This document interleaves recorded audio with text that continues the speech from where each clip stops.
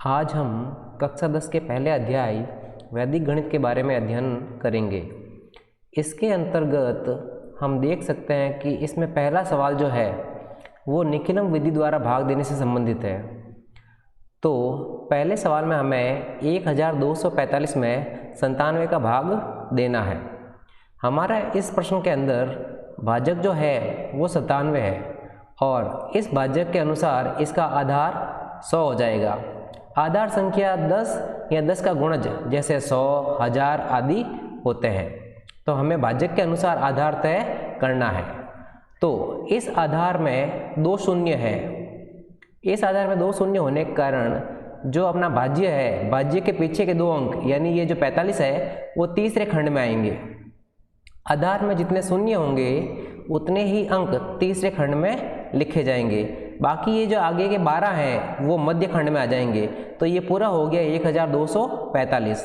अब ये जो भाजक है 97 उसको प्रथम खंड में लिखा जाएगा। अब हमें इसका विचलन निकालना है। विचलन निकालने के लिए संख्या जो भाजक संख्या है उसमें से आधार को घटा देते हैं। तो 97 में से 100 को घटाने पर आता है 3। वो 3 नकारात्मक भले ही हो लेकिन विचलन यहाँ पर हमेशा सकारात्मक यानी पॉजिटिव ही लिखा जाएगा।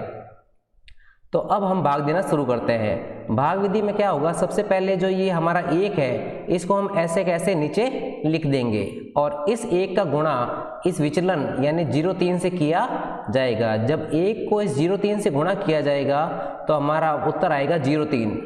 ये 0,3 हमने यहाँ वापस लिख दिया है। अब अगला खंड जो है उसका गुणा जोड़ कर देंगे। तो 2 में जब 0 जोड़ा जाएगा तो वापस 2 ही आएगा। तो इस 2 को भी गुणा किससे करेंगे, इस 0,3 यानी विचलन से ही गुणा किया जाएगा। तो 2 को जब 0,3 से गुणा करते हैं तो आएगा 0,6। हमने ये 0,6 भी यहाँ पर लिख दिया है। जब ये अंतिम अंक तक पहुँच जाएगा तो हमारा भाग संक्रिया जो है वो खत्म हो जाएगी। अब मध्य खंड में जो आएगा वो भागफल होगा और जो अंतिम खंड में आएगा वो शेषफल होगा। हमें ये ध्यान रखना है कि जो शेषफल होगा ये भाजक से अधिक नहीं होना चाहिए। अगर ऐसा है तो हम इस शेषफल में से भाजक संख्या को घटा देंगे और जितनी बार घटाते रहेंगे उतना इसमें जोड़ते रहेंगे भागफल के अंदर।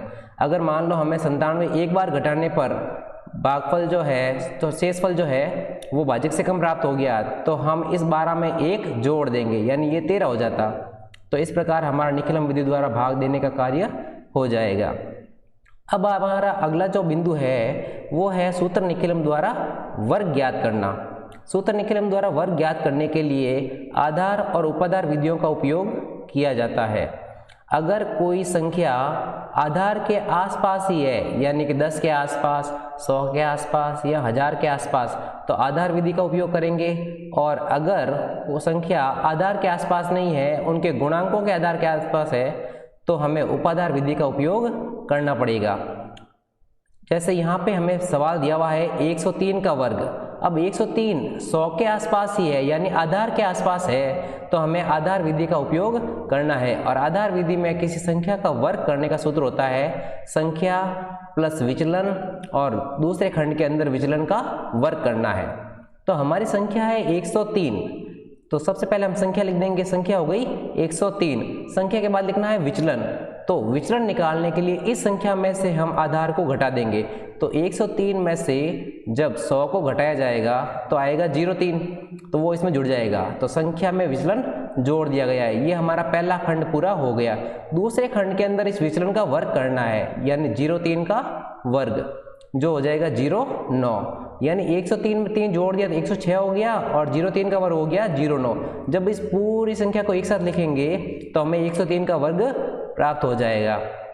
और इसकी जांच करने के लिए हम अपने जो रेगुलर तरीके हैं जिससे हम वर्क करते हैं उसके द्वारा जांच की जा सकती है।